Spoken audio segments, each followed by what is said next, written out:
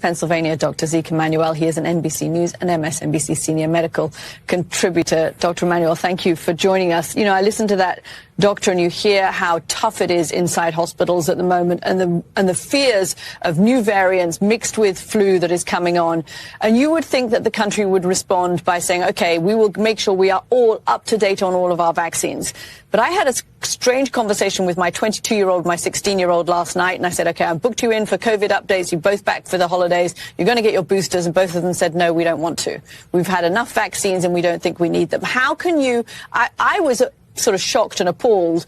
But is this the kind of response you're seeing from young people at the moment, that they think this is over and they don't need any more vaccines?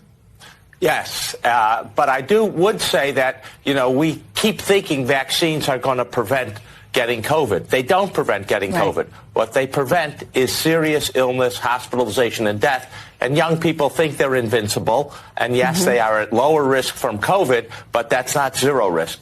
There are only two things that really can prevent transmission of COVID, the COVID virus. One is a good mask, an N95 mask, and wearing it, especially in crowded situations on airplanes and transportation. And the other is better indoor ventilation. Unfortunately, we've gotten to a situation where neither of them seem to be a very high priority to reduce the transmission. And I think that's where we're at. Putting every emphasis on vaccines is not going to solve this problem.